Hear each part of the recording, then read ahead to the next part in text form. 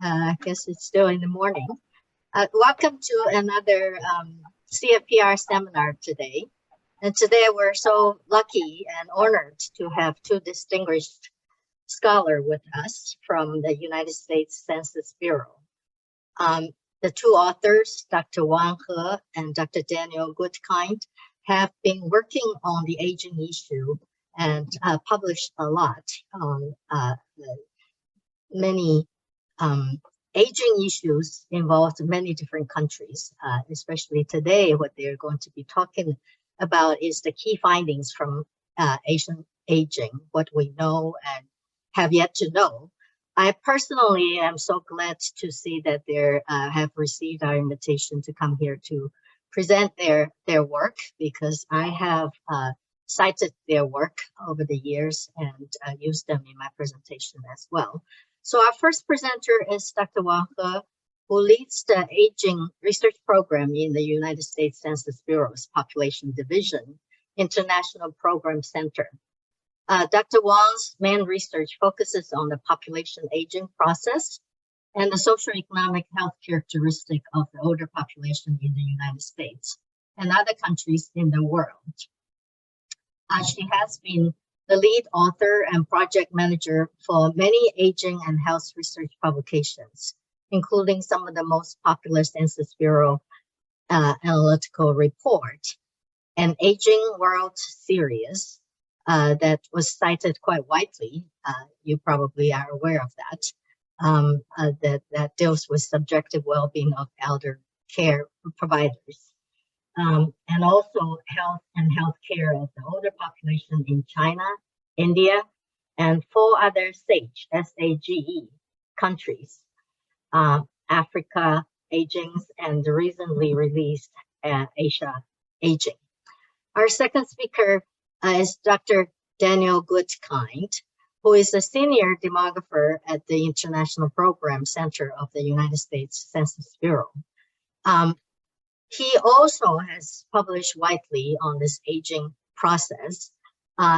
Dr. Goodkind had his PhD degree exploring the zodiac influence on fertility timing, which is very interesting to many of us. Of course, we know the dragon years is coming along and how that's going to affect fertility. That's his Dr. Goodkind's expertise.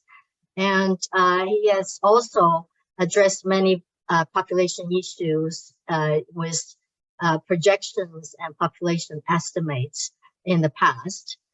Also now, related publications also have looked at many other Asian countries and other countries in other areas, including Bangladesh, Armenia, China, India, Jordan, and others have looked at famine, North Korea famine issues, and the Chinese diaspora issues, and so on. We also have a co-author, Dr. John Long, here with us. Thank you very much for joining us. And without further ado, I think I would turn the floor to Dr. Wang, who would do the first part of the analysis. Goodkind will follow. And so let us hear about the key findings from Asia aging, what we know and what have yet to know. So please, Dr. Wang. Thank you, Dr. Yang. Good evening from here, almost midnight, and good morning, good noon over there in Singapore. Before I start, I wanted to ask the audience, please, if you see some questions per specific slides, if you could write down the slide number and we can go back and we will have questions and answers at the end after Dr. Goodkind. And I'm going to share my screen. I just tested. I think I can handle that, but I'm going to stop video for now.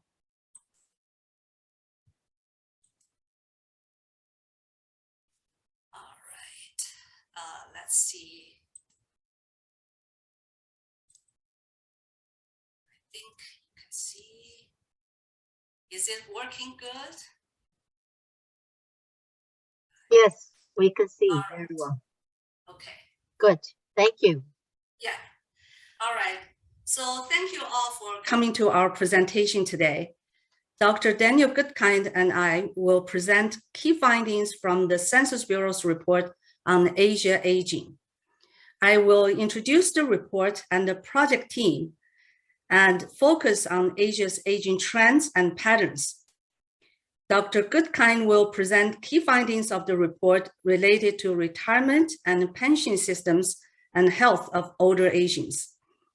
He will conclude with a couple questions for future research.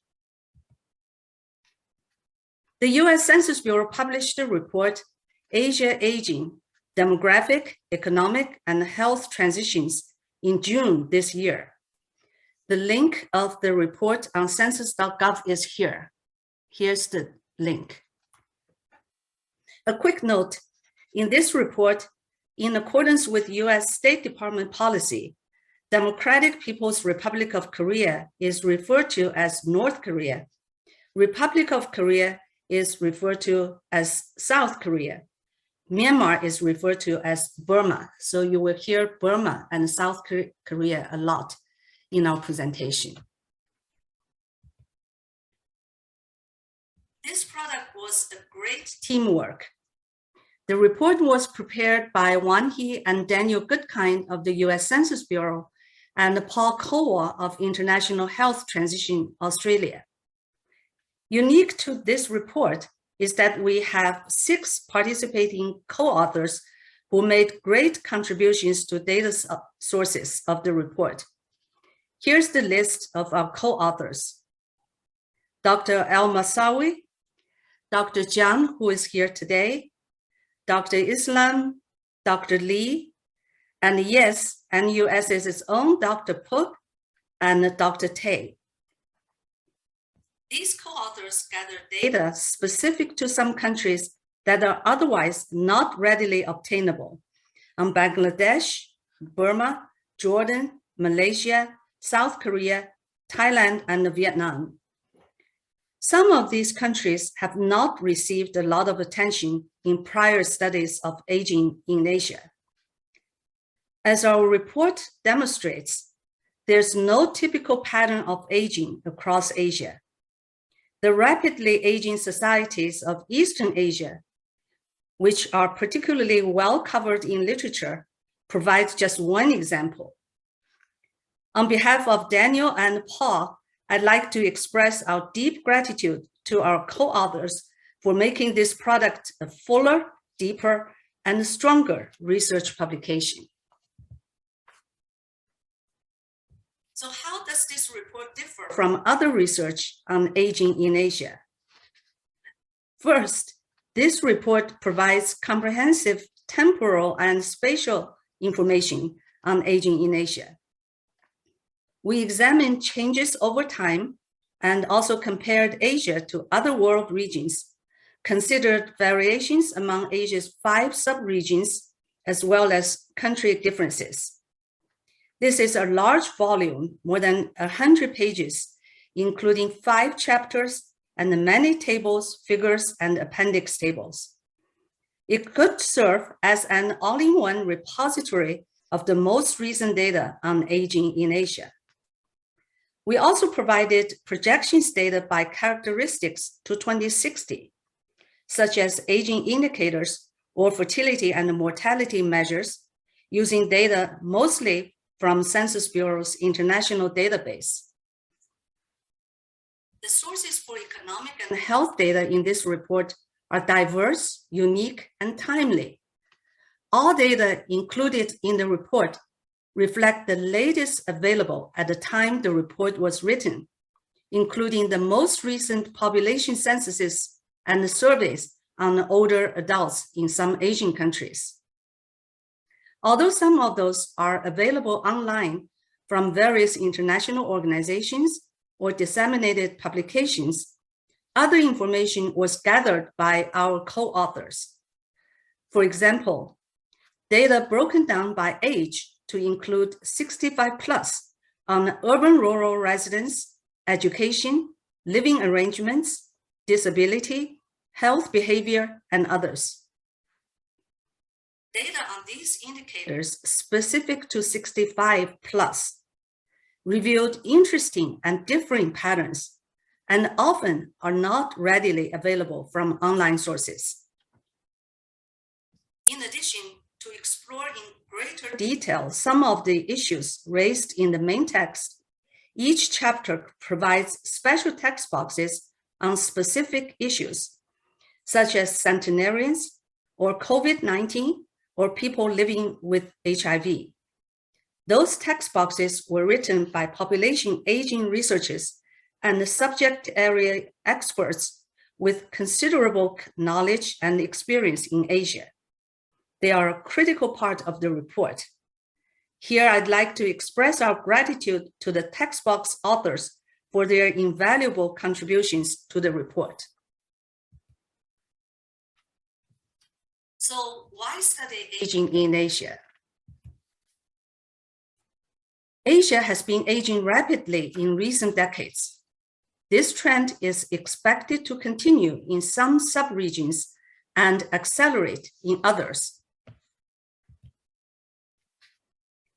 Based on the commonly used indicator for population aging, that is the proportion of older people among the total population, in 2020, 9% of Asians were aged 65 plus. Here, Asia is in green color on this map. And that percentage will more than double to 23% by 2060. In comparison, in Europe, the current oldest region, in the orange color here, the older population will increase by only 50%. A common benchmark used to denote an aging society is when 7% of the total population reaches older ages. In 2020, 33 of the 52 Asian countries and areas had not reached that mark, which is the lightest green on this map. Most countries that had surpassed that mark had yet to reach 14%, the next multiple of 7%. In all, in 2020, only 5 countries and areas had older population shares of 14% or more, which is the darkest green, and Japan here. By 2060, this distribution is expected to reverse. Only one country, that is Qatar, is projected to still not have crossed the 7% threshold. 42 Asian countries or areas are projected to have surpassed 14%. The number of countries with more than 28%, quadrupling the original benchmark of 7%, in darkest green here, is projected to rise from just 1 in 2020, that was Japan, to 12 in 2060. Among those countries, South Korea would reach 40%, Japan 39%, Armenia 38%, China 33%, Thailand also 33%, and Singapore 32%. We have looked at the proportion of 65 plus. An equally important, if not more significant aspect of aging in Asia is the enormous number of older people. More than half of the world's older population reside in Asia. Here in green again, from 57 of the world's total 65 plus in 2020 to 62% in 2060. To put it another way, in 2060, one out of every 10 people in the world of all ages will be an older Asian person.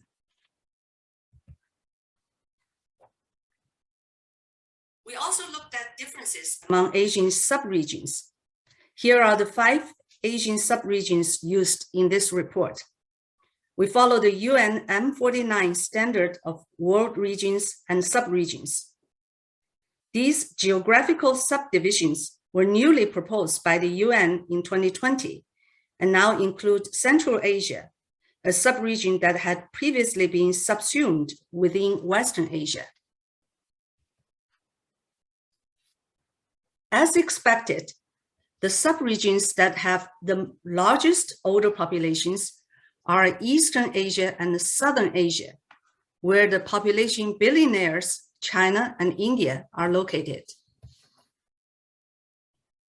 In this map, the size of the dots represents the size of the 65+ population. In 2020, besides China and India, 4 other Asian countries had 10 million or more people at 65+. That is Japan, Indonesia, Bangladesh, and Pakistan. By 2060, they will be joined by 7 more countries. That is Vietnam, Iran, Turkey, the Philippines, Thailand, South Korea, and Burma.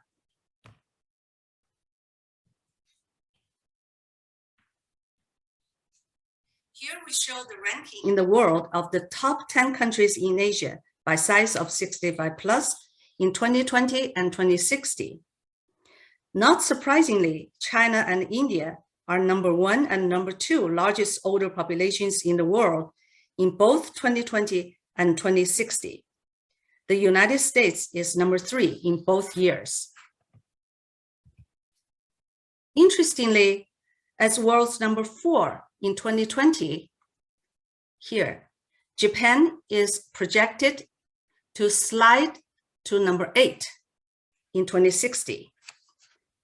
On the other hand, Indonesia was number 7 in the world in 2020 and is expected to replace Japan to become number 4 in 2060, representative of the rapid growth of older population in Southeastern and Southern Asian subregions. In 2060, 6 of the top 10 largest older populations in the world will be in Asia.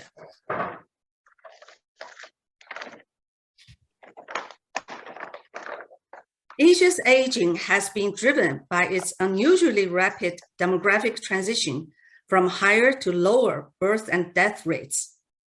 In 2020, most Asian countries had their total fertility rate at or below the replacement level of 2.1, this line.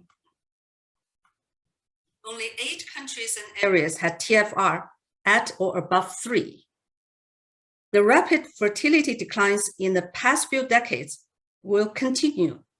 Those high TFRs are expected to decline to replacement level by 2060. An example is Jordan in this figure. Jordan is this gray line. And it will result in a drastic change of shape of Jordan's age-sex distribution from a traditional typical pyramid shape in 2020 to a column-like shape in 2060. Sustained low fertility implies fewer children today and fewer mothers tomorrow, which along with low birth rates will cause birth cohorts to shrink. See Vietnam in this figure for an example. South Korea is a country with extremely low fertility. Even if its birth rates are projected to rise in next few decades, its TFR in 2060 is projected to still be lower than 1.5. Here, this is South Korea. And South Korea's age-sex distribution in 2060 is likely to look like an inverted population pyramid. These 3 scenarios vividly demonstrate the severity of the rapid and continued aging in Asia. Our report also provided estimates for old age dependency ratios to indicate the societal support burden in Asia and compared Asia with other world regions. I have presented aging trends and patterns in Asia. What's unique to Asia is not only its rapid pace of aging, but the massive size of its older population. Both will have serious implications on the society, government policy, and the older adults themselves and their families. I have also briefly showed one of the main demographic causes, the fertility decline. This concludes my part 1 presentation. As the title of the report indicates, the report also covers economic and health transitions in Asia, such as evolving economics of old age insurance and well-being, and health care of the older Asians. Dr. Goodkind will now present part 2, which continues some of the highlights from the report. Daniel? Yes, can you hear me okay? Yes, we can hear you. Okay, just wanted to check. Thank you, Juan. I would also like to begin by thanking our co-authors of this report and to the Center for Family and Population Research at the National University of Singapore for inviting us to give this presentation. It's quite an honor to present in front of all of you. Actually, when I did my dissertation field research in Asia about, when was it, 1990, Singapore was my first stop. And I was very glad to spend about 10 days in academic guest housing somewhere on the NUS campus. I can't remember exactly where it was. So it's really nice to be back in Singapore after 32 years, even if it's just virtual this time. I'm going to present 3 short stories from the Asia Aging Report, each of which focuses on one of the 3 major themes from the report, the demography, economics, and health of Asia's older population. I'll conclude with a couple questions that might be well addressed in future research. Next slide, please. So the first story is about the demography of the world's 3 most populous countries. And the key graphic I'm about to show you comes from the conclusion of our report, which shows a simple comparison of population, age, sex, structure. Next slide, please. So here is that structure by 5-year age groups for China, India, and the United States. And unlike the standard population figures we saw earlier that Juan presented, which showed percent distributions within the total population, these graphics all use the same fixed numerical scale on the x-axis. So each vertical bar represents 10 million people. And the most striking finding is the huge gap between each of Asia's population billionaires, China and India, and the 3rd largest country, the United States. And equally striking is that the population gap, the gap itself between the US and China and the US and India is itself more than 1 billion people. And if we were to show all the rest of Asia, not including China and India, stretching from Saudi Arabia to Japan, there would be an even bigger gap between that entity and the United States. Another striking difference is the differing shapes of the 2 billionaires themselves. The wavy-shaped walls of China's demographic structure reflects a variety of contextual events, as well as the impact of its population program. Despite these differences, by 2060, population structure in both China and India will be top-heavy, particularly in China. In fact, in contrast to the classic pyramidal shape of decades past, by 2060, the largest 5-year cohort in China is projected to be at ages 70 to 74, a cohort that will dwarf similar cohorts at younger adult ages and even among children. As for India, the soon to be largest population in the world, by 2060, those at younger ages will also no longer predominate. Instead, India's population structure will look like a gigantic vase. We will refer back to this graphic near the end of this presentation to identify an additional unique feature of Asia aging. So these demographic transitions shown in the prior graphic are related to this second story regarding the economics of aging, such as current patterns of work, sources of income, and pension systems for older Asians. Next slide, please. Here we look at labor force participation rates in Asia's regions for older males on the top row and older females on the bottom row, both of which show considerable variation. For males at ages 60 to 64, the blue bars, such rates range between almost 50% in Western Asia to almost 70% in Southeastern Asia. At 65 plus, the orange bars, labor force participation rates are typically about half or less the rates at 60 to 64.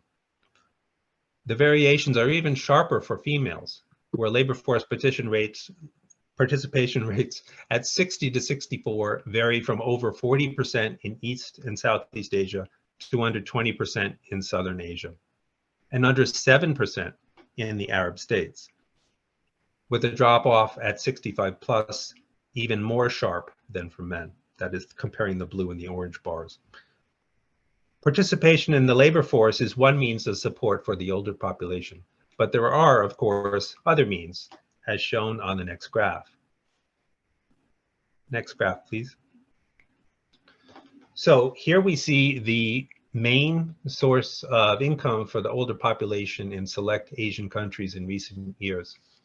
The proportion for whom work income is their major source of income, in blue, is surprisingly consistent across these diverse countries, which span from West to East Asia, including Burma, Jordan, Vietnam, Thailand, and South Korea.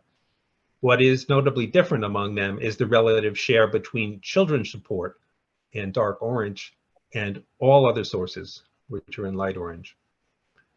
The share of those for whom children's financial support provides the greatest income is highest in Burma, 64%, and lowest in South Korea at 23%. Conversely, other sources are the main source for only about 12% of the older population in Burma, compared to 48% in South Korea. Although these countries provide a simple cross-section look at these income sources, given that the countries are also arranged by level of income and development, from low to high from left to right, they provide a sense of how sources of support shift from children and family to other sources as they develop. Next slide, please. And now we turn to one of these other sources. Of the 52 countries and areas in Asia, nearly all provide statutory pensions to some portion of the population. This graphic shows the statutory age required to receive benefits by sex. The most common statutory ages are 56 to 59 for females in orange, and 60 for men in blue. Although women tend to receive benefits at younger ages than men, over the course of development, statutory pension age differences between men and women tend to narrow or disappear entirely. Moreover, the higher statutory ages tend to be in countries with longer life expectancy, which tend to have higher incomes. Next slide, please. Despite the near universal availability of public pension systems throughout Asia, there is considerable diversity in both the proportion of the population covered by such systems, that's shown on the x-axis here, and the portion of wages expected to be replaced by pensions, and that proportion is shown on the y-axis. And this y-axis, by the way, shows net replacement after taxes and other things are considered. So here, for instance, we find that India, Pakistan, and Indonesia have less than 20% of their populations covered by public pensions, versus more than 70% in Hong Kong, 80% in South Korea, and 90% in Japan. Yet there is an inverse relationship between coverage and the extent to which expected pensions replace wages. For instance, despite low coverage in India, Pakistan, the Philippines, and Vietnam, pension replacement is 80% or more. All things considered, countries above the diagonal line here are more likely to be those where wage replacement seems generous relative to the proportion of the older population covered. And Malaysia and China stand out here. Conversely, pensions in Sri Lanka and Thailand stand out for replacing less of wages than one might expect, given their relatively low level of coverage, which is about 30 to 40% of the population. By the way, Singapore, you are on this chart here. We didn't forget you. In Singapore, the level of wage replacement is right on the trend line, given your level of coverage. Okay, next slide, please.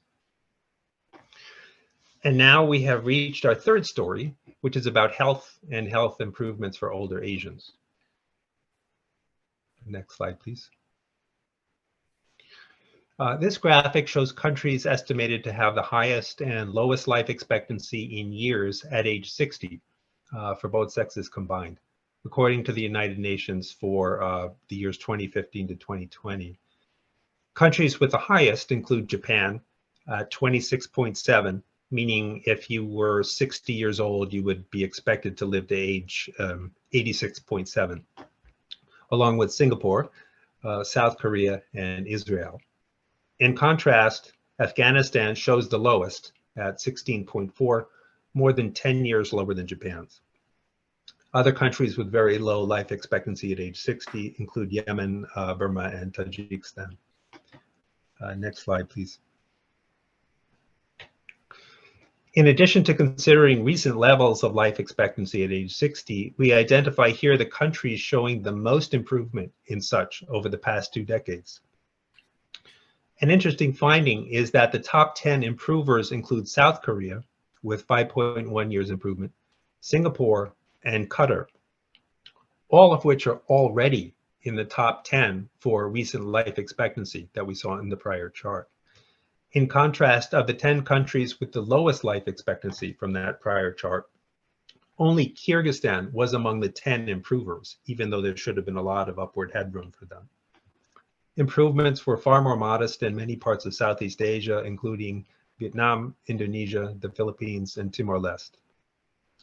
2 countries showed estimated declines in life expectancy at age 60, Syria and Tajikistan. The former may be due largely to social unrest there. And note that the impact of COVID-19, the COVID-19 era, are not incorporated in these estimates. Next slide, please. So now let's take a look at sex differences in life expectancy at age 60. Here we look at the typical female advantage in life expectancy in selected Asian countries. In Vietnam, Georgia, Japan, Kazakhstan, and South Korea, females enjoy a 4.5 to 5 year advantage in life expectancy at age 60. In contrast, the advantage appears to be roughly half a year in Syria, Jordan, and Brunei. All these differences reflect both biological and social differences related to individual causes of death. For instance, smoking, violence, propensities towards cancer, et cetera, as well as other contextual factors such as the status of women, war, or social unrest. Next slide, please. An additional concept regarding the health of the older population is healthy life expectancy, or HALE, at older ages. This is the expected number of years in which one can live in full health. As expected, HALE will be smaller than overall life expectancy shown earlier. The difference between them is the number of years one is expected to live with disease, injuries, or disabilities. Shown here is another selected group spanning from West to East Asia, most of which overlap with the previous graphic. Although Georgia, Vietnam, Mongolia, Kazakhstan, and South Korea show 3 to 4 year female advantages in HALE at age 60, that advantage is just 1/10 of a year in Pakistan and Bahrain. Next slide, please. Okay, so far, Juan and I have presented some of what we already think we know about Asia aging. Now we turn to a couple items worthy of consideration in future research. The first involves public resource allocations devoted to the older population, and the second involves projected rises in the sex ratios of older Asians. Next slide, please. So the first issue involves allocations of societal resources. When we started this project, one very broad question we had was how closely government spending devoted to older persons in Asia, such as Social Security, poverty reduction for older persons, including widows and care facilities, how closely did that share of government spending correspond to the share of older persons in the population? Next slide. And actually, we were surprised to find that this question had already been addressed by the International Labor Organization. So we adapted their analysis in the graphic you see here. It can be a bit confusing. This is not, it looks like a population pyramid, but that's not what this is. Rather, it's showing you on the y-axis the major world regions. And on the x-axis, it's showing you percent of government spending devoted to social protection for older persons. That's the blue side, and the orange is showing you the percent 65 in their populations. Overall, the results suggest that regions with more aged populations do seem to direct a larger share of spending to social protection for the older population. Much of Europe, near the bottom of the graphic, show advanced population aging along with larger shares of spending on older persons. Much of Asia appears to be similarly in sync, with the exception of Southeastern Asia. That's the sixth bar from the top, where the amount of government spending on social protection for pensionable persons seems to be below what one might expect given the share of older persons in the population. There you go. Thanks, Juan. Next slide, please. We don't have a ready explanation for this apparent anomaly, although it does open out to a broader set of issues regarding resources and responsibilities for aging Asia. For example, many countries have pay-as-you-go type social pension systems funded by taxes on current workers. When populations age, such systems will not be sustainable unless one of the following happens. Either they raise the statutory retirement ages for receiving benefits, or they cut benefits, or they raise payroll taxes. That's really the only way to keep this kind of system in balance. In Asian societies, would any of these options be more feasible than others as they deal with population aging? Or might there be other options or mechanisms that fit Asian cultural or social context better? All this remains to be seen and explored. Next slide, please. And now we have our second yet to know issue. In most of the world, sex ratios reverse from being mostly male to mostly female around ages 40 to 54, somewhere in there. That is the age when the initial excess of males at birth for any given cohort is finally countered by several decades of cumulative excesses in male mortality after birth. That cumulative process is very slow, typically requiring more than 4 decades, sometimes even more in some Asian societies. Next slide, please. So we're about to illustrate this dynamic in an Asian context with an additional factor that further distorts the initial sex ratio at younger ages. The following figures are the only ones in this presentation which are not actually drawn from the Asia Aging report itself. Next slide, please. So this graph shows sex ratios by age in India in 2022 and projected a generation ahead to 2052. 2022 is in green, 2052 is in blue. In 2022, the green line traces a pattern fairly typical of the rest of the world, in which sex ratios flip from masculine to feminine around age 50 to 54. And that's shown by the red triangle on the graphic. The flip over is due not only to a cumulative excess of male mortality, but also rising mortality overall at older ages. And these factors eventually cause a very dramatic decline in sex ratios at progressively older age groups. However, note that the green line also shows a current excess of males among children and younger adults under age 40. That's the cohort marked in green, born in 1983 to 2022. And that's due in part to prenatal sex selection and or differential care of children. So what can we expect in the next generation? Next slide, please. So now we see the same cohort, born 1983 to 2022, 30 years later in 2052 on the blue line. And the initial elevated excess sex ratios at younger age groups in 2022 has carried forth as this cohort has aged.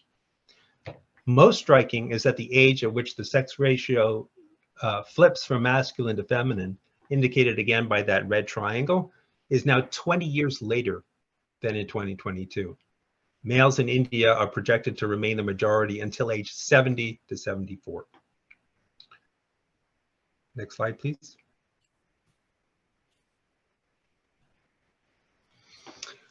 So India is not the only country in Asia where we expect to see this. Other countries include China, Vietnam, South Korea, Georgia, Azerbaijan, and Armenia. If you look out at the literature, there's been quite a lot written about the implications of sex ratio imbalances at younger ages and in marriage markets.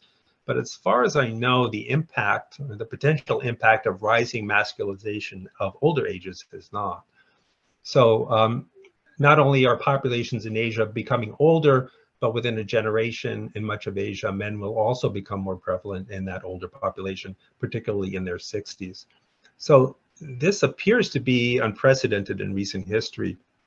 We can not only anticipate Asia aging, but also a destiny of an increasingly masculine composition among aging Asians. And what will the implications of all this be? I'm not going to answer that question. We can leave it open for now. It would probably be, I would think, a good dissertation topic if you're looking for that. It's really a 30-year research agenda. And with that, next slide, please. I think on behalf of Juan, we'd like to thank again, let me put my video back on. And with that, once again, we'd like to thank Phuc, our collaborator, for inviting us to present at the Center for Family and Population Research, to our other co-authors in attendance, to Jean for that very nice introduction, and to everyone at the National University of Singapore for attending the presentation. And with that, we have our final slide.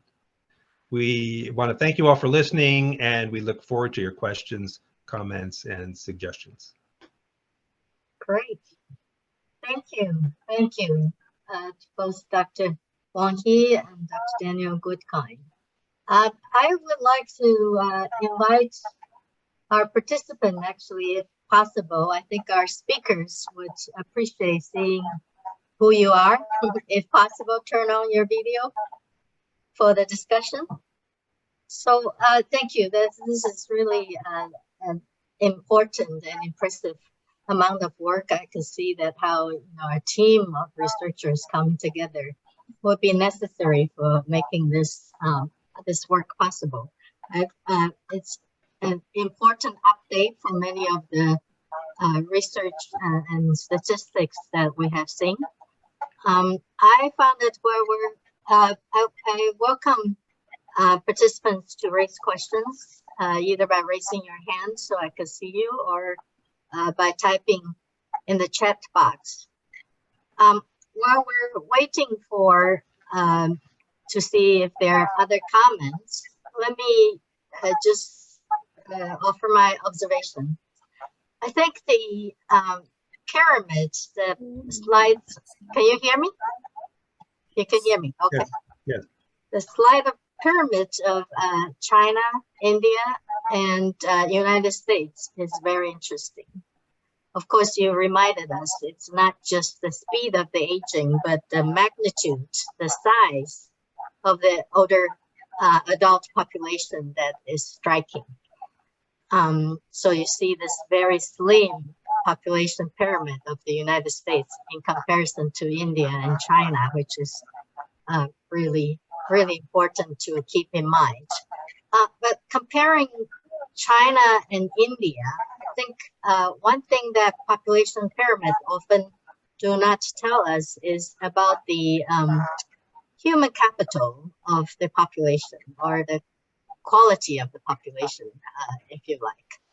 And so in thinking of, India's population will be overtaking China's soon, can either one of you kind of help us understand and interpret this kind of population dynamics, either both in terms of quantity and quality of the people, how that would affect their the economic development, maybe social development in the next decade or so.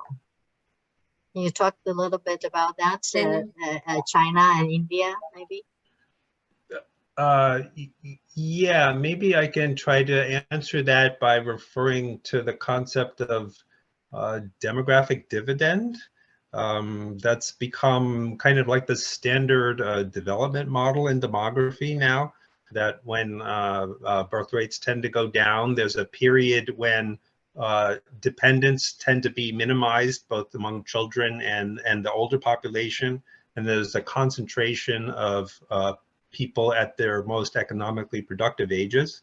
There are a lot of folks out there who believe that China really got a boost in the 1980s and the 1990s and the early 2000s because of the very sharp decline in fertility that began in the 1970s.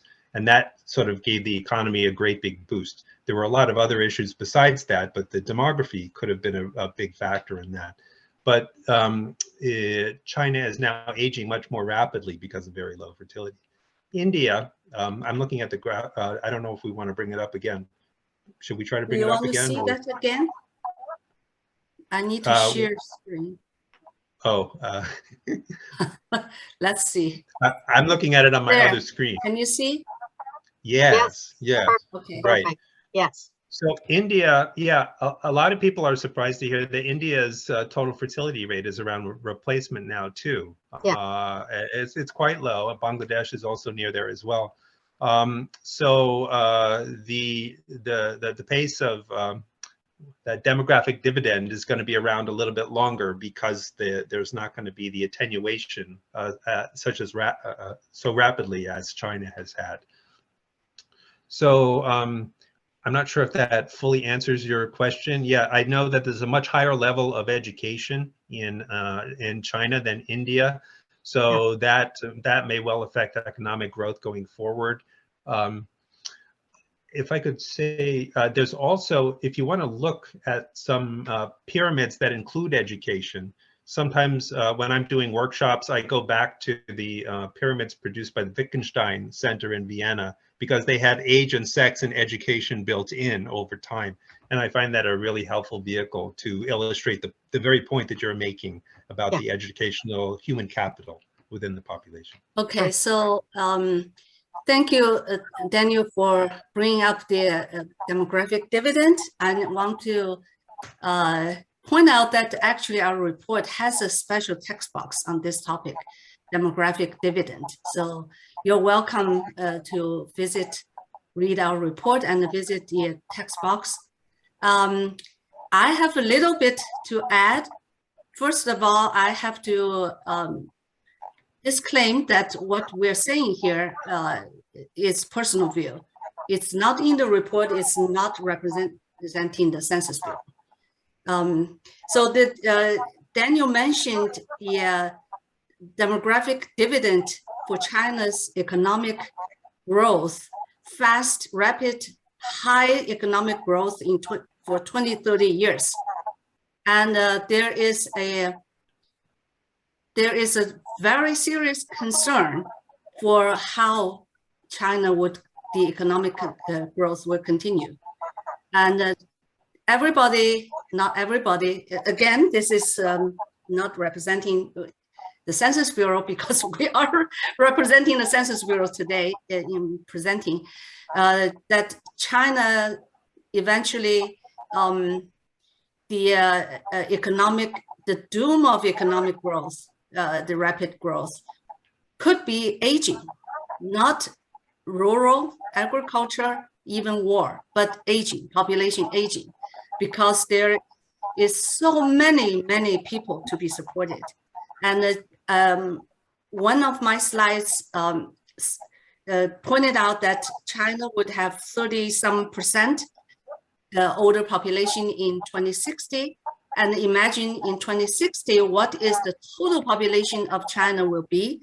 And then the 35% of that 1-point-some billion, that will just, the enormity just cannot be ignored. Yes, thank you. And for the China-India comparison, I'm in particular also thinking about, in addition to the still high illiteracy rates in Asia, in India in particular, for female, there is also a very low female labor force participation rate in India, and that is in fact declining as opposed to increasing in other countries, including China. So I think that's something interesting to take into account. And Wang's point about the aging is really a key, probably a determining factor for China's future development, is very important to pay attention to. I think also it relate to what the point about the skewed sex ratio that Daniel make at the end. There are about 30 to 40 millions of excess males in the middle age group that is going to, nobody really knows what's going to happen, without the ability to find a match to get married. That's another factor I think is also important. So thank you very much. We have a question from Usa. Usa, are you here? Do you want to go ahead and ask your question first? I see your questions about pension coverage. Yes, I'm here, but I'm not. Okay. I cannot be on a video. Sorry. That's okay. You go ahead and speak. Yeah, I just regarding the pension coverage, because when I've been working on this promoting expansion of pension, and we categorize this into a contributory pension and a non-contributory pension, which sometimes are known as old age allowance very often. So in the slide for Thailand, I said the coverage is around 40%, and also the replacement, the income replacement of the pension, we are also around 40% of the income. So I just want to clarify that this pension that we refer to in terms of the coverage is contributory pension, because in Thailand we have the social pension or non-contributory pension, and if you include that, coverage will be much higher, because about 80% of all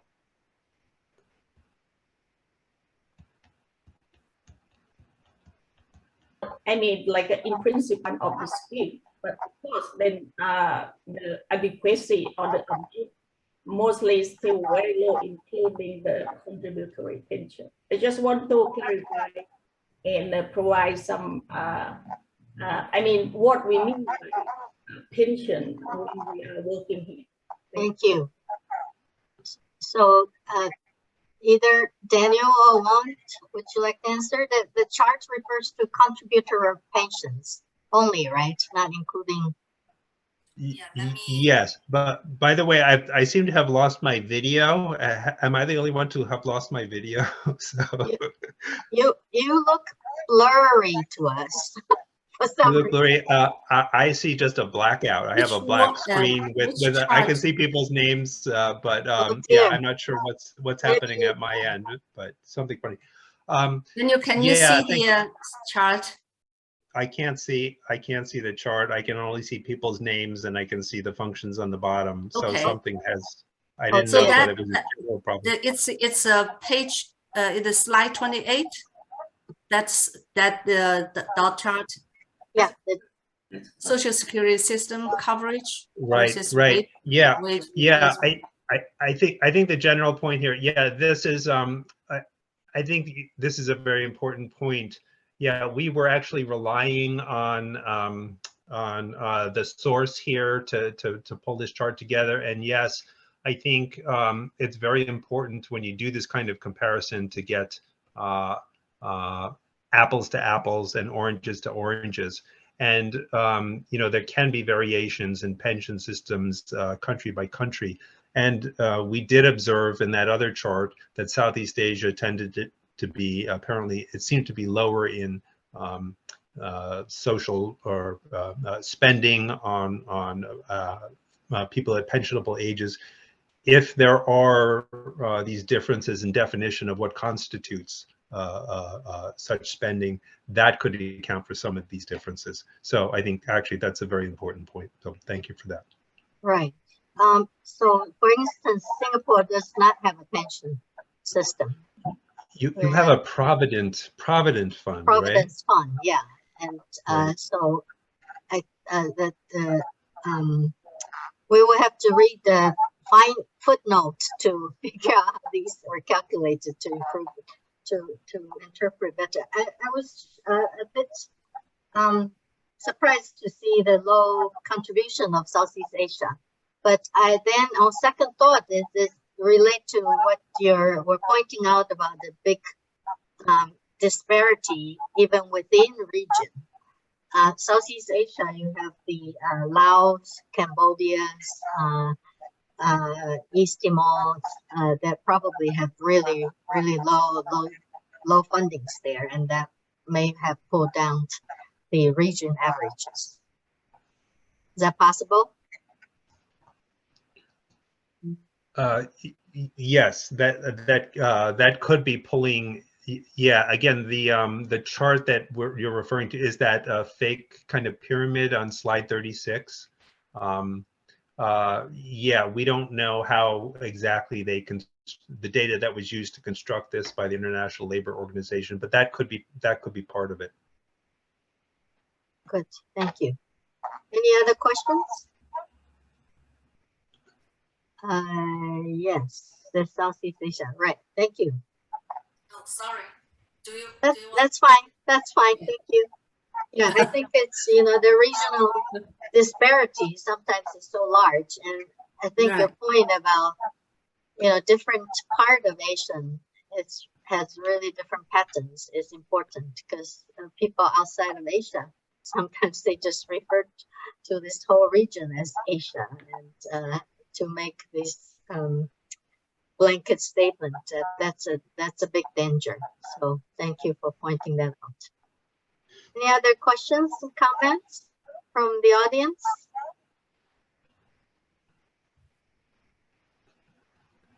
If not, let me ask one other question or observation. This is really interesting for you to show the masculinity of the older adults. I have not noticed that either. That means at the old age, the sex ratio will become less skewed, right? So right now there's a lot more females, older adults, than males. And you're saying there's a trend of there'll be more men in 65 and older in the future. Yes, there will still be a sharp decline given the mortality differences, the female advantage in mortality. There will still be a sharp decline, but the curve, as indicated by that, again, I can't see the screen here. It's the blue line on slide 41. Yeah. But the masculinity curve is sort of being pushed out to later age groups. So the age at which men will predominate will be pushed out into the early 70s in both India and China and several other countries. This is a very interesting findings that I was just thinking of the implications of this. So the widowhood usually happens around 70s or so, but with this trend, does that mean women's the duration of women become widow will be shorter, right? Yeah, actually, it's a very interesting question, because you mentioned earlier the question about what's going to happen, let's say in China, if there are 30 million or so excess males compared to females of marriageable ages. So I guess once you answer that question, you can follow up to the question you're asking now about widowhood. Yeah, right? I think, right. To some, in some aspect, it's good news, right? The older widowhood, women living a long period would be shorter. And if I could, please. I think part of it is not like women are living shorter or there are fewer widows. It's the percent of those the older age. By then 70, 75, 80, 85, and if in most of the world, and especially in Western world, it's always women, older women. There's the percentage will be a lot of older women. In Asia, especially, I think this is very unique to Asia. This phenomenon, especially Southern Asia, and over the years, for decades, there are the missing women from babies, infants, and then later, because of also some cultural practices, and also in China, of course, we know the one-child policy, the impact or the side effect.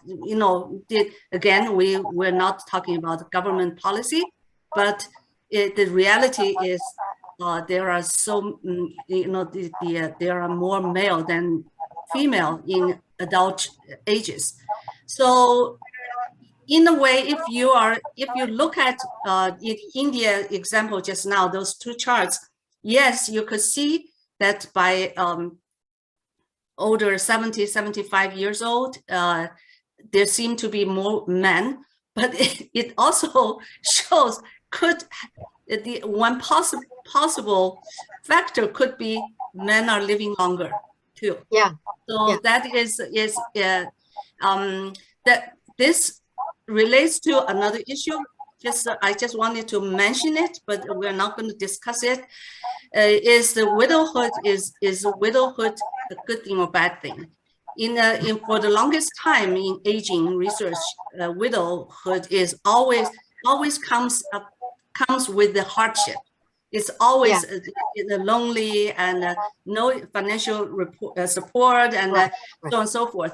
But more and more in high development economy countries, more and more oftentimes widows are by choice.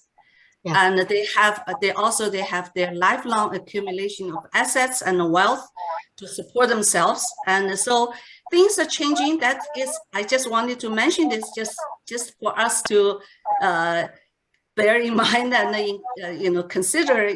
Maybe as Daniel said, it could be a good paper. Yes. So thank you so much. We have run out of time for discussions today. Thank you for a very insightful presentation and, give us a lot of fruitful thought. We really thank you for sharing with us your work here. We hope to see you here in person in Singapore sometime. Yes, could I plug one thing? First of all, our report is on census.gov. If we search Asia Aging, you could see. I understand from Singapore, you can access census.gov easily. And on census.gov, there's also a web page specifically on older age and older population and aging. That's a specific web page. There are many aging and older population related products, data products published by the Census Bureau there. So everybody, welcome you to visit that web page, and our report, Asia report, is also on that page. Thank you. Thank you for the great work and contribution for all of us to produce these wonderful resources. Again, thanks for your presentation, and thank you for everyone else to join us today for your participation. We'll see you next time in the next seminar. Thank you very much. Bye. Thank you all. Bye. Thank you. See you next time. Thank you, Daniel. Bye. Thank you, Long. Bye. Thank you, Yeah, Wong. bye-bye. Bye. Bye. Yeah.